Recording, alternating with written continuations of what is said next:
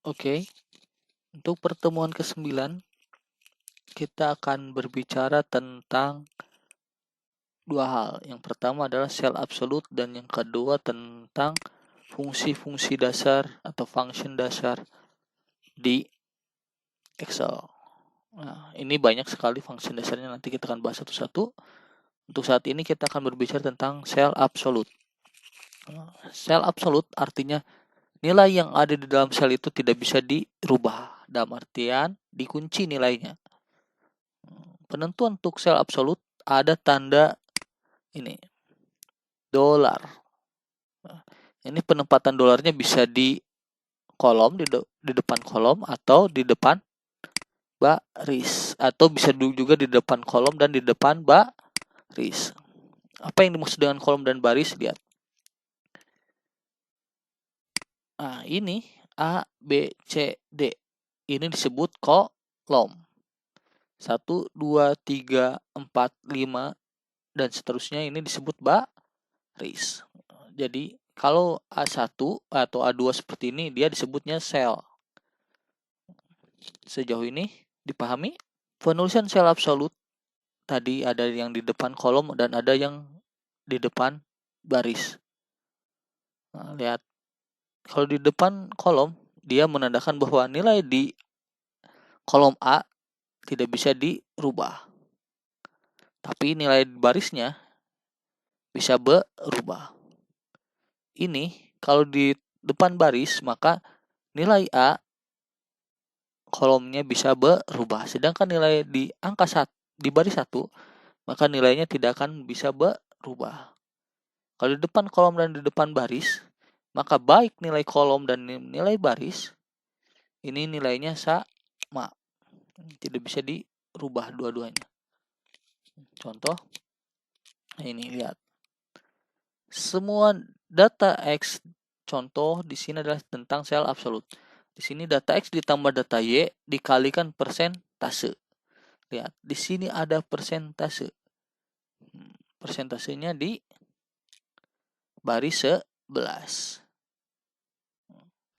Jadi yang dikuncinya itu adalah barisnya. Karena dia ada di 10-nya di baris 11. Lihat, ngambil 2 kolom. A dan B. Ini baris 11. Makanya yang diambilnya adalah baris. Kecuali kalau dia ngambilnya seperti ini, ngambilnya dua baris seperti ini, 10-nya ada ke bawah gitu. Nah, di sini 10 angka 10-nya ngambil 2 ini, maka yang akan dihitung adalah yang A, yang jadikan nilai absolutnya. Untuk saat ini kita akan berbicara tentang data X ditambah data Y dikalikan nilai absolut persentase. Caranya seperti tadi, pakai formula sama dengan, nah, ini kan kita menghitung X dan Y-nya dulu, maka dalam perhitungannya harus ada tanda kurung. Tanda kurung biar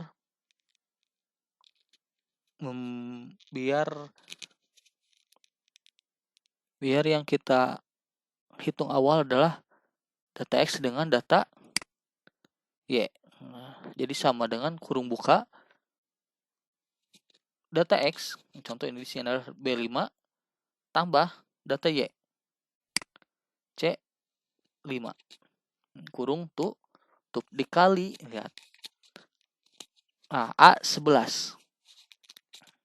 Nah, lihat, yang dijadikan nilai absolutnya adalah baris. Karena kenapa? 10-nya ada di baris 11. Makanya dolarnya di depan 11. Contoh bagaimana penulisan cara dolarnya. Sama dengan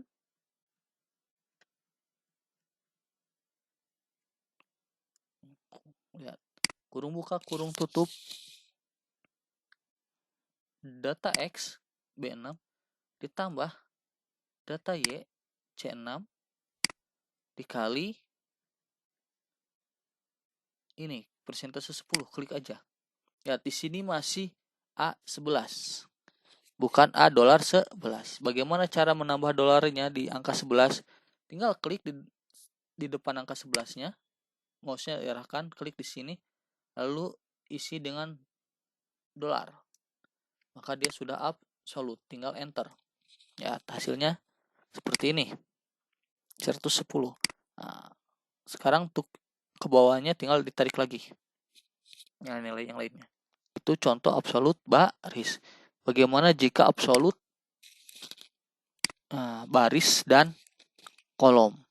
Ya, ini ada tabel perkalian.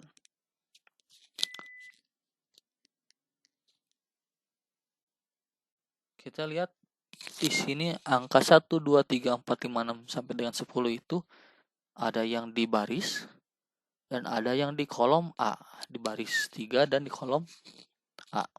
Bagaimana cara menghitung ini? Ini hapus dulu bentar.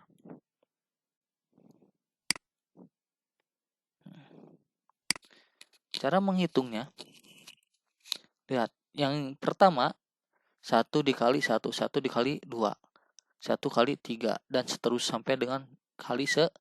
Lihat, 1 kali 1.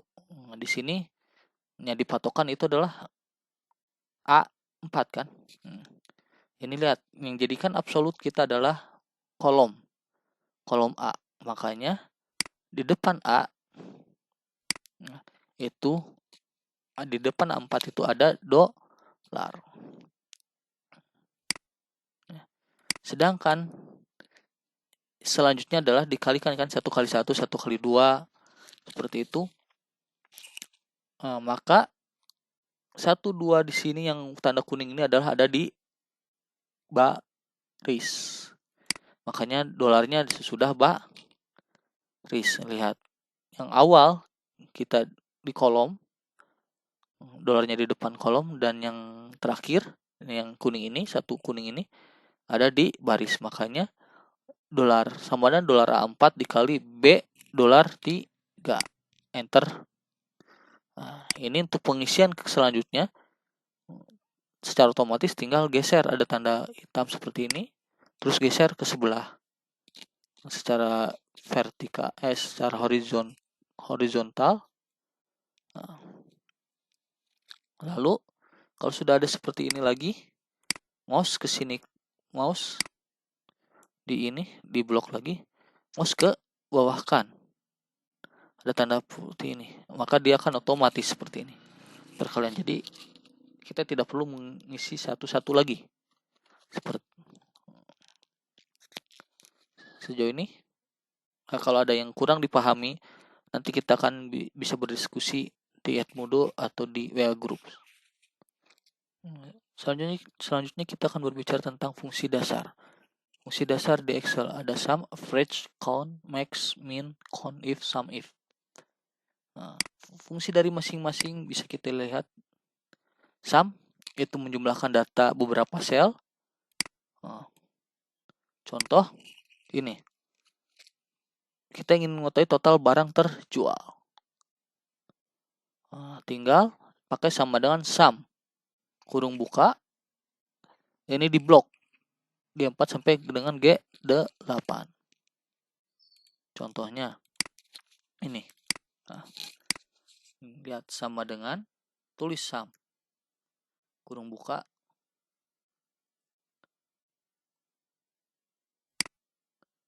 nah, lihat di sini, klik mouse-nya di sini, lalu tekan shift, mouse klik kiri terus ditekan sampai ke bawah tanpa mencabut shift-nya dulu. Kalau sudah sampai semuanya terblok, baru boleh shift mouse-nya dilepas, lalu shift-nya dilepas, maka akan terblok secara otomatis dia. Lalu di enter. Itu cara bagaimana memblok. Jadi memblok itu tekan mouse-nya di sini, lalu pakai shift, tekan shift, klik mouse kiri, tekan ke bawah terus.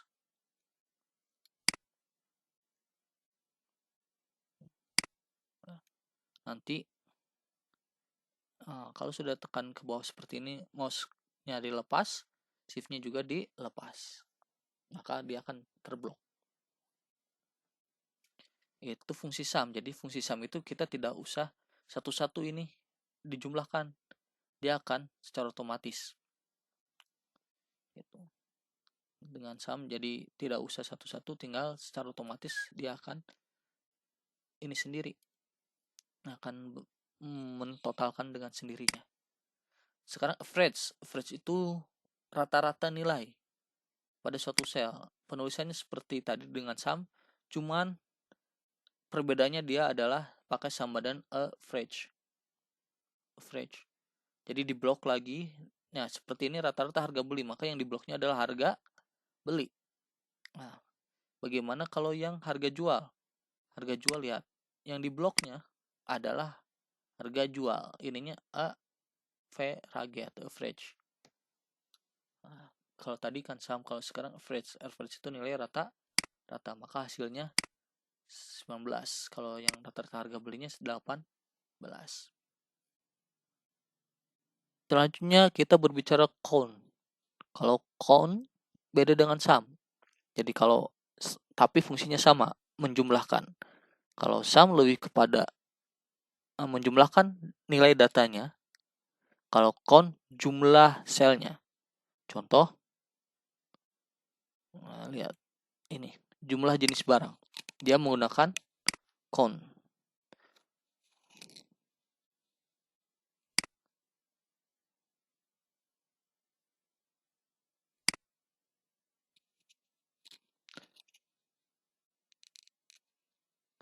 Jadi di sini lihat jumlah jenis barang di sini. Kalau tadi sum itu nilai barang terjualnya 40 barang, kalau di sini jenis barangnya ada berapa. Untuk mengetahui ini maka tinggal kita pakai count. Count sama dengan count kurung buka blok lagi tadi. Nah, di harga beli tidak jadi masalah, di harga beli. Kenapa di sini tidak di sini? Karena agar yang tercantumnya adalah selnya berupa angka gitu. Maka yang di bloknya adalah harga beli. Maka kalau sudah di seperti ini, yang akan keluar adalah angka selnya. Ada berapa? Ada 5 jenis barang, lihat. 1, 2, 3, 4, 5. Jadi pas kan? 5 jenis barang, bukan 40 atau nilai ini keseluruhan. Nah,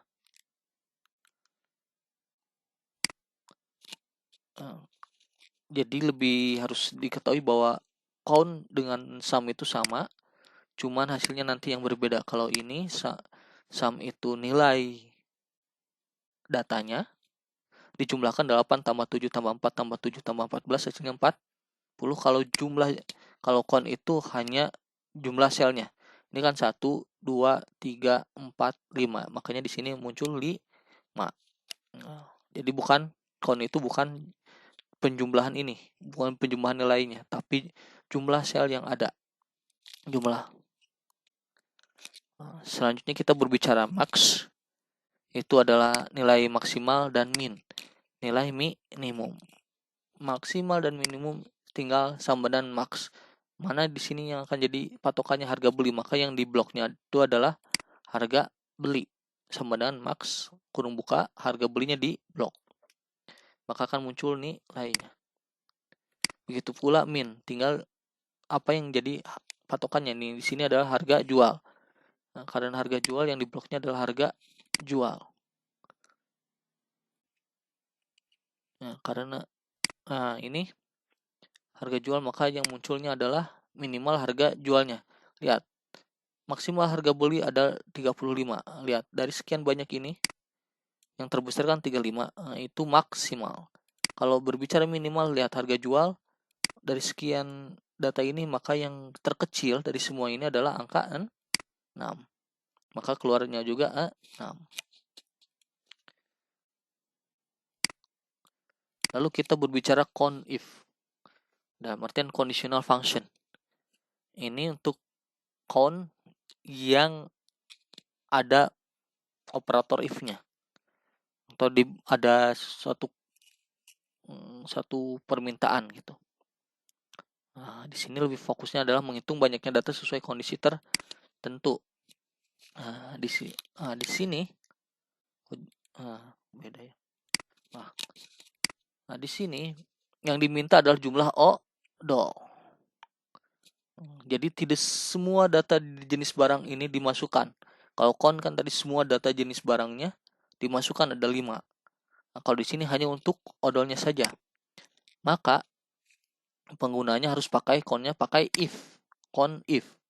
Kurung buka itu wajib, kurung buka kurung tutup, di blok apa yang jadi permintaan jenis barang, di blok jenis barangnya, titik koma atau koma ini ditentukan nanti dengan Excel masing-masing.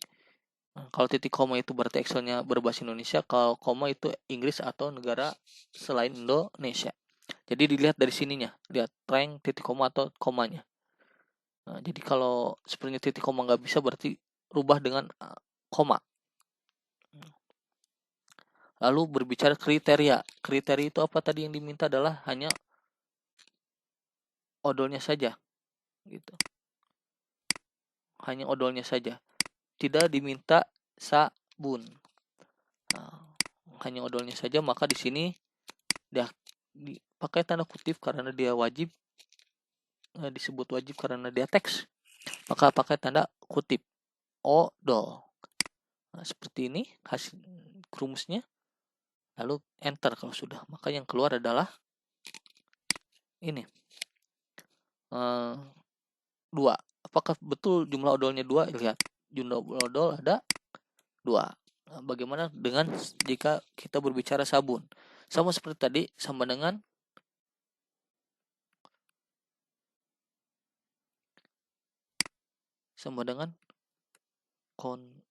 if kurung buka, lihat if kurung buka. Nah, ini jenis barangnya kita blok, lalu titik koma atau koma, kriteria, kita berbicara kriterianya apa yang diminta adalah sabun, maka tanda kutip seperti ini, sabun ditulis. Kalau ininya di sininya kecil, maka di sininya pun harus kecil penulisan di sininya. Kalau dia besar di sininya, maka dia di sini harus juga besar. Jadi disesuaikan ya penulisannya. Lalu kalau sudah seperti ini, lihat sabun, klik enter. Nah, lihat sabun ada 3 kan, 1, 2, 3. Nah, lihat hasilnya sama, jumlah sabun ada 3. Selanjutnya adalah sum if. Sum if itu untuk menjumlahkan data sesuai kondisi tertentu. Fungsinya sama dengan sum, nah, tapi ada if-nya. Jadi ada permintaan di sini.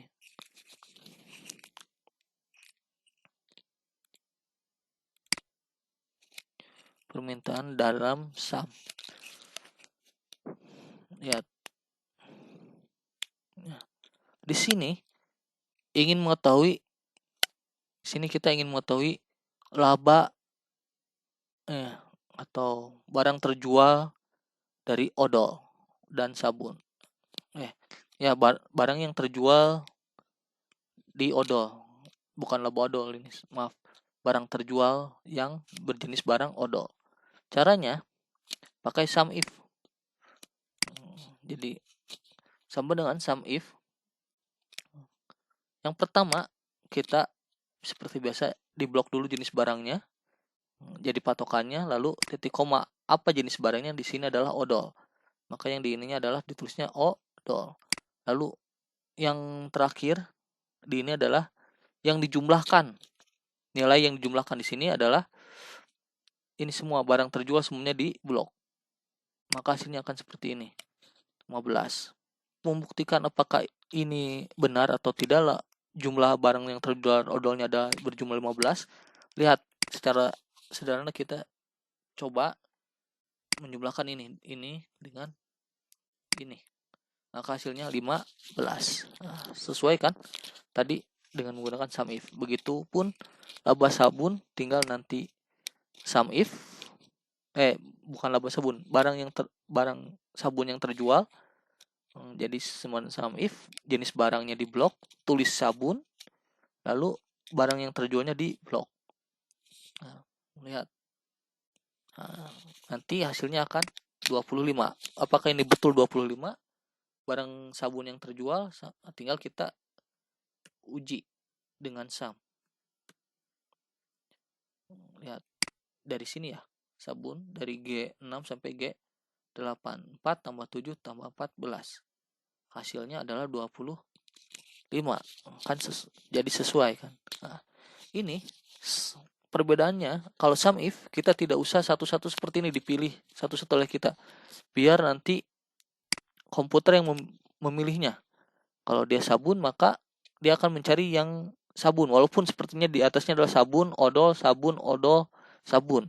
Maka nanti yang akan yang akan dihitungnya adalah sabun dan sabun. Yang ada ininya. Odol tidak akan dihitung. Oke. Cukup sekian untuk perkuliahan hari ini. Untuk pertemuan 9. Apabila ada yang kurang dimengerti, bisa hubungi ke Edmudo dan grup WA kita. Ya, terima kasih. Wassalamualaikum warahmatullahi wabarakatuh.